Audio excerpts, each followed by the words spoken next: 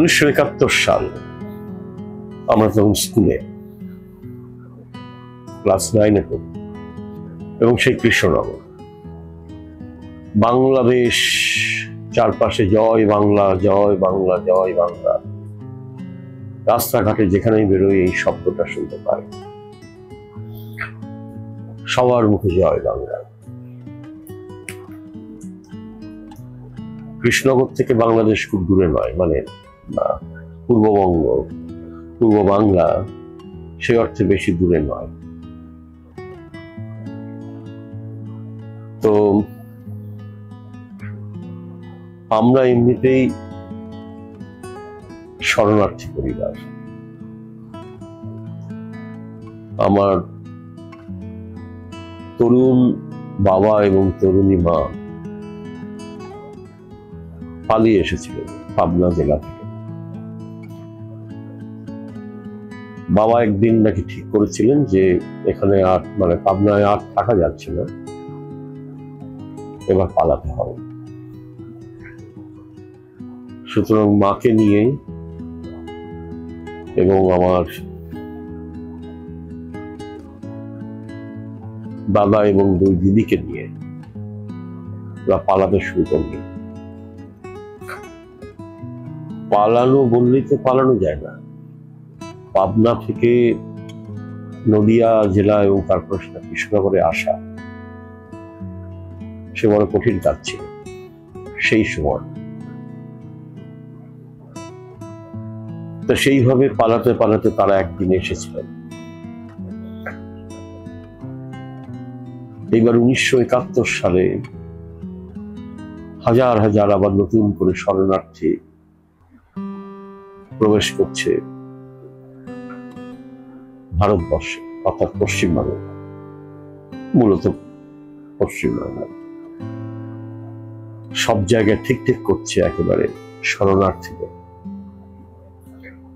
কি হবে, কি খাবো? একেতেই তো ছোটবেলা আমার একবেলা খেয়েছি আর একবেলা খেতে পাই। তার মধ্যে হঠাৎ আমাদের সেই বাড়িতে এসে উপস্থিত আমার কাকা, আমার কাকিমা, তাদের 2 ছেলে এবং 1 মেয়ে। এখন ভাবতে গেলে বিস্মিত হই, যাদের নিজেদের খাবার ছিল না তাদের বাড়িতে আর একটা গোটা পরিবার, এবং আমাদের পরিবার এবং সেই পরিবার মিলে অতজন মানুষ। খাবার পাবো, কি খেতে দেবো? কাকা কাকিমারা কি খাবে? আমার ভাইরা কি খাবে? ছোট্ট বোনটা কি খাবে?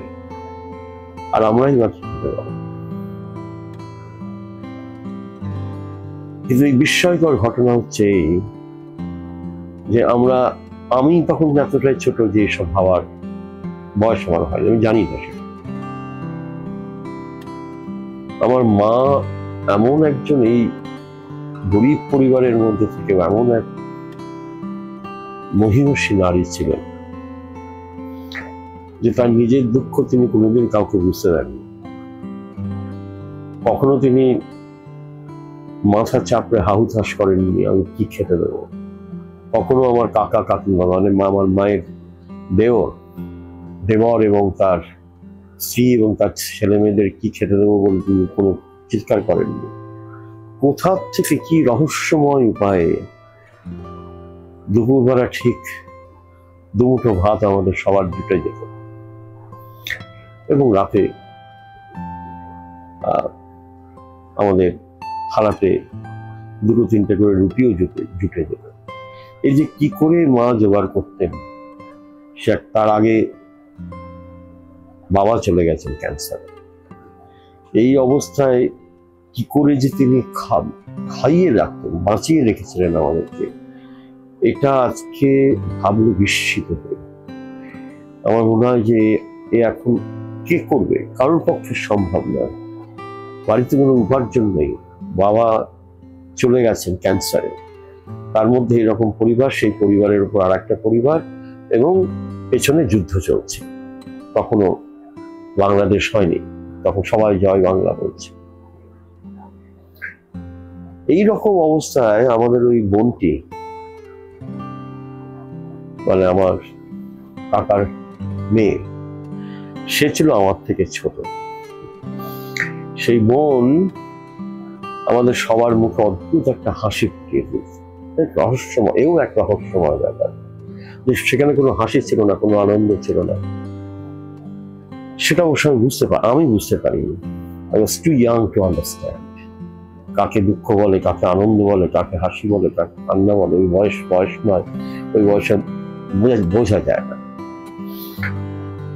মারলে লাগে, কাতুকুতু দিলে হাসি পাই, এইটুকু, এছাড়া আর কিছুই না। ওই বয়সে তো মানুষ সবকিছু বুঝতে পারে না, এবং ওই বয়সে আমি বুঝতে পারিনি that I lost my father, আমি যে আমার বাবাকে হারিয়েছি সেটাও বুঝতে পারিনি।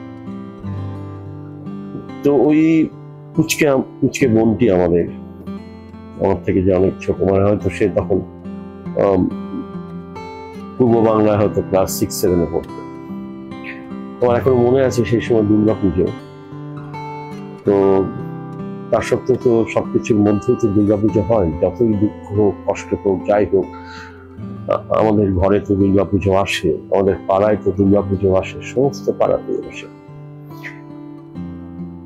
তো সেই সময় আমার দুই দিদি ওকে থেকে থেকে চেপে ধরতো, বলে তুই কি পেয়েছিস রে পুজোতে, বলতো কি পেয়েছিস এবার পুজোয়।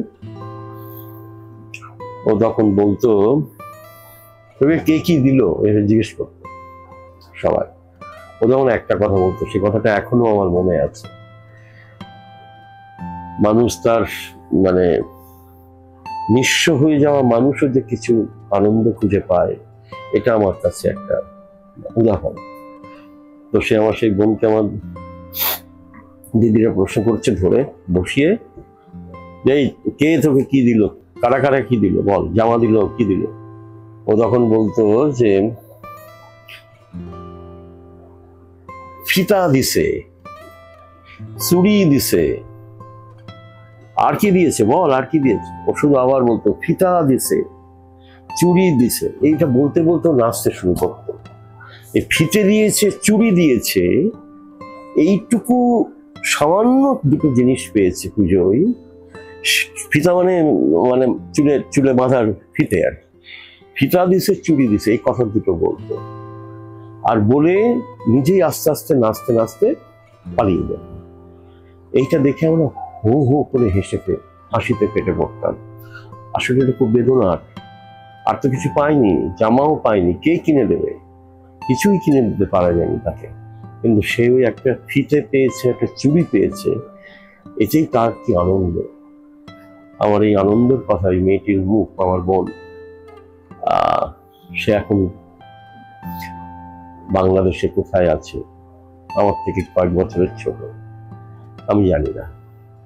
এই মুহূর্তে বলতে পারবো সে কোথায় আছে, আজও বেঁচে আছে কিনা তাও জানি না।